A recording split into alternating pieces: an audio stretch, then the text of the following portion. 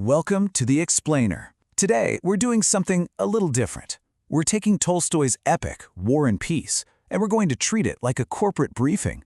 We're analyzing the Russian Empire of 1805 as if it's a volatile market, its powerful families are competing firms, and the rise of Napoleon, well, that's the ultimate market disruption.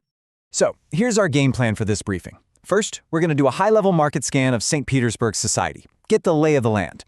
Then, we'll dive deep on the key stakeholders and their networks. After that, and this is fun, we're going to dig into the data, treating the novel itself like a data set. Then, we'll look at 2 critical case studies, and we'll wrap it all up with a forward-looking risk assessment. Okay, so our analysis kicks off right where the book does, in the glittering, high society salons of St. Petersburg. Think of this as the C-suite, right? The boardroom of the entire Russian market. It's a world built on extreme social rigidity, where your family name is basically your stock price. But underneath all that polish, you can feel the tension. The entire system is living under the shadow of this massive external threat, a disruptor from France named Napoleon Bonaparte. And this quote right here, it perfectly captures the real function of this salon. The host, Anna Pavlovna Scherer, she's not just throwing a party. Oh no, she's a master strategist, a market maker. She curates her guests like a high-value portfolio, serving up influential people to steer conversations and broker power.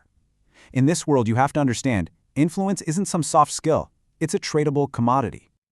So who are the major firms operating in this market? Let's break down the 3 key families. Each one has its own strategic position, its own portfolio of assets, and of course, its own unique vulnerabilities. Let's take a quick look at the competitive landscape. First up, you've got the Bolkonskis. Think of them as a blue-chip legacy firm, built on old money, aristocracy, and military power. Their key assets are the ambitious Prince Andrew and his very influential father. Then you have the Rostovs. They're the high-growth social climbers. Their whole strategy revolves around goodwill and charm, with their main assets being Count Rostov's generosity and his incredibly charismatic daughter, Natasha. And finally, the Bezukovs. This isn't really a firm so much as a massive, undervalued asset play. There's an enormous fortune that's about to be inherited by Pierre, an awkward, illegitimate heir. That makes them a classic takeover target. Now, behind these big family firms, you have these incredibly sharp, nimble individuals who are really driving the action. Anna Pavlovna, she's the central node, the ultimate gatekeeper. Prince Vasily is the market's most aggressive corporate raider, using his own kids to acquire assets through marriage. And then you've got Princess Drubetskaya, who is this hyper-focused lobbyist, just relentlessly pushing to get a promotion for her son. These are the people on the ground making the deals happen. Okay, so we've talked about the people. Now let's get into the numbers. Let's move beyond the qualitative and actually quantify the market sentiment. By treating Tolstoy's writing as raw data, we can uncover some amazing metrics that reveal the true priorities and, honestly, the dysfunctions of this elite class. So here's the big question we're trying to answer with data.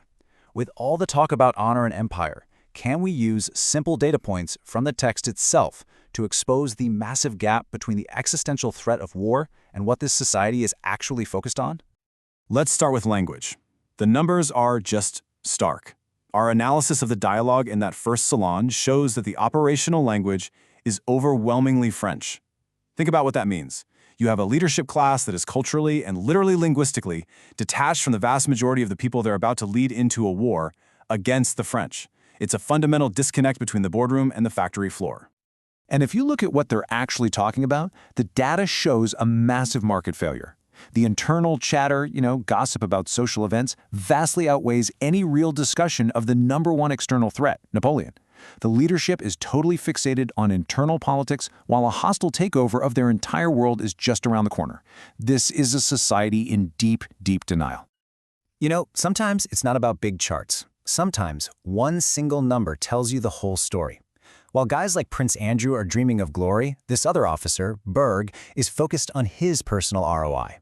He calculates down to the ruble the financial upside of his promotion. This number, 230, it reveals this deeply transactional, self-interested mindset that's even filtering down into the officer corps. For some, the mission is already secondary to the paycheck.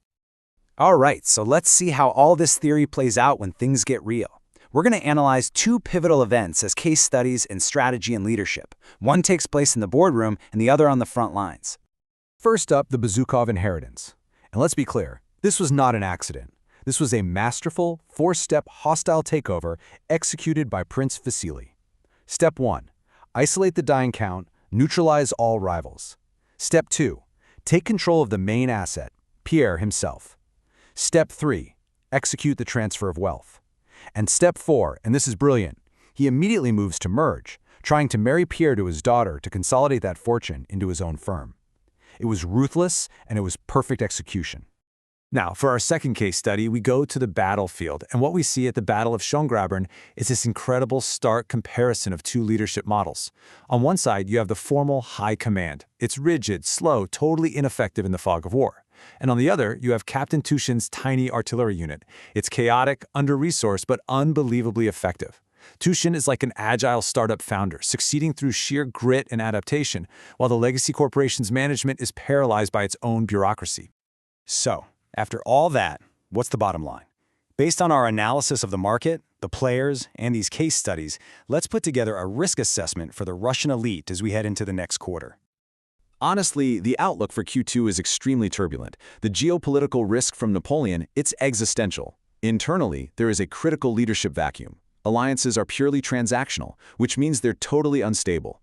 You have a high risk of leadership turnover from battlefield casualties, creating massive succession uncertainty for firms like the Bolkonskis. And finally, you've got gross asset mismanagement, with the market's largest new fortune in the hands of an owner who has zero experience and no strategy. And all of this leaves us with one final thought. The coming war isn't just a war, it's a profound market correction. The old rules of status and inheritance, they're about to be stress-tested against the brutal reality of cannon fire.